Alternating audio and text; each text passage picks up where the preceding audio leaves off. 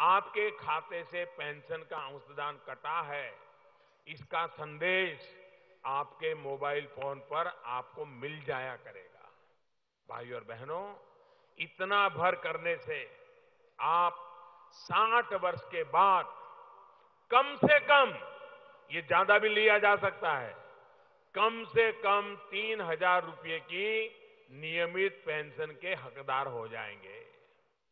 अगर दुर्भाग्य से किसी कामगार साथी की 60 वर्ष के बाद मृत्यु हो जाती है और उसके पेंशन खाते में फंड है, तो उसका पति या उसकी पत्नी अगर वो चाहते हैं तो उनको फैमिली पेंशन मिलना शुरू हो जाएगा।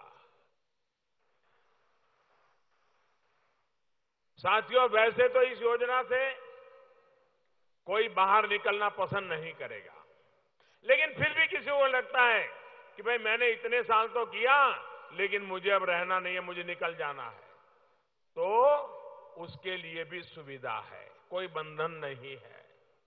आप जिस दिन हट जाना चाहते हैं तो आपने जितना पैसा जमा किया है वो उपरांत आपको बचत खाते का जो ब्याज मिलता है, वो ब्याज समेत वो पैसा भी आपको वापस मिल जाएगा। बचत खाते का ब्याज भी मिल जाएगा। और इसलिए कोई भी व्यक्ति, और इसलिए भाइयों बहनों, आज जो ये योजना हम लेकर के आए हैं, वो बीते 5 वर्षों के दौरान आप सभी के लिए जो हमने अनेक योजनाएं बनाई, उसमें एक नया नजराना है। गरीब को, श्रमिक को सस्ती स्वास्थ्य सेवा हो या फिर बीमा सुरक्षा कवच, ये भी पहली बार हमारी सरकार ने ही सुनिश्चित किया है। आयुष्मान भारत योजना के तहत देश के जिन लगभग 50 करोड़ बहन भाइयों का मुफ्त इलाज सुनिश्चित हो रहा है, उनमें से भी अधिक, ज्यादातर लोग हमारे मजदूर भाई बहन ही हैं, अनऑर्गेनाइज लेबर से आए हुए हैं, वैसे ही मेरे कामगार भाई बहन हैं। इसी तरह घर के कमाने वाले सदस्य की दुर्घटना या फिर अचानक मृत्यु की स्थिति में परिवार को मदद मिले, इसके लिए प्रधानमंत्री सुरक्षा बीमा और प्रधानमंत्री जीवन ज्योति बीमा, ये 2 योजनाएं भी महत्वपूर्ण हैं, वो भी गरीबों को समर्पित है। और प्रीमियम कितना है? सिर्फ 1 रुपया, 1 महीने का 1 रुपया। और दूसरी योजना है जिसमें 1 दिन का 90 पैसा। कितना ही व्यक्ति गरीब हो, आज वो दिन में 90 पैसा बचा सकता है। कितना ही व्यक्ति गरीब हो, महीने में 1 रुपया बचा सकता है। और इतने मामूली प्रीमियम से उसको 2 लाख रुपए का बीमा मिल जाएगा, और अगर दोनों ले लेगा तो उसको 4 लाख रुपया का फायदा हो जाएगा। देश भर में करीब 21 करोड़ साथी इन दोनों योजनाओं से जुड़ चुके हैं। इन योजनाओं के माध्यम से 3,000 करोड़ रुपए से अधिक की सहायता लाभार्थियों को मिल भी चुकी है। कुछ दिन पहले ही हमने कुंभ में स्वच्छता के काम से जुड़े हजारों साथियों को इन योजनाओं से जोड़ा है। ऐसे ही आशा वर्कर, आंगनबाड़ी वर्कर, हमारी एएनएम बहनों को भी इन योजनाओं से जोड़ा गया है। मैं देश के उन तमाम परिवारों से भी आज आग्रह करूंगा कि आप भी अपने घर पर काम करने वाले साथियों को पीएम श्रमयोगी मानधन योजना जोड़ने में मदद करें।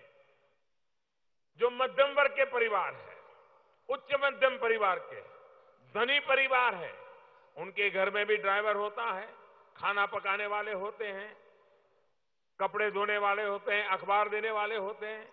अगर वे खुद उदारता के साथ अपने घर में जो काम कर रहे हैं उनका बीमा उतार दें, उनका ये पेंशन स्कीम में जोड़ दें तो इन अमीरों को या मध्यम वर्ग के लोगों को महंगा नहीं पड़ेगा और उस गरीब की जिंदगी सुरक्षित हो जाएगी। सरकार तो कर रही है, लेकिन अगर आप अपने घर में काम करने वाले, आपके साथ जुड़े हुए, आप जिसके बाल कटवाने जाते हो, अगर उस बाल कटवाने वाले की इतनी मदद कर देंगे, कितना बड़ा पुण्य मिल जाएगा। आपके जूते की कोई पॉलिश करता है, उसके लिए इतना काम कर दें, वो कितनी बड़ी शक्ति बन जाएगा। सेवा भाव से अगर आप आगे आएंगे, और इसलिए मेरे मजदूर भाई तो जुड़ने वाले, वो पैसे की बचत करेंगे, लेकिन मध्यम वर्ग, उच्च मध्यम वर्ग के परिवार जिनके घर में लोग काम करते हैं, वो अपने घर में काम करने वाले लोगों के लिए अपने फ्लैट में लिफ्ट चलाने वाला होगा। अगर फ्लैट के सब मिलकर के एक लिफ्ट वाले के लिए काम करना है तो क्या मुश्किल है। कोई पार्किंग वाला होगा, पार्किंग पे काम कर रहा है, गाड़ियां संभालता है, अगर एक पार्किंग करने वाले, रोज आने वाले लोग अगर एक एक पैसा दे देना तो भी उसके लिए सारी स्कीम हो जाएगी। बोलो भाइयों, ये करना चाहिए कि नहीं करना चाहिए? ऐसा काम करना चाहिए कि नहीं करना चाहिए? हमारे मजदूरों की मदद करनी चाहिए नहीं करनी चाहिए?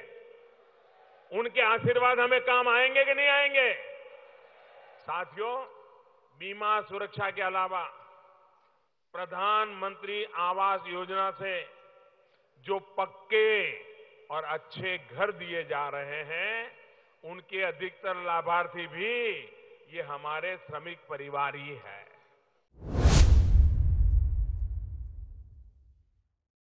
रुकने एक होर छोटे ਜਿਹੇ ब्रेक ਲਈ ब्रेक तो उस पार नरेंद्र मोदी ਦੀਆਂ कुछ होर ਵੱਡੀਆਂ ਗੱਲਾਂ।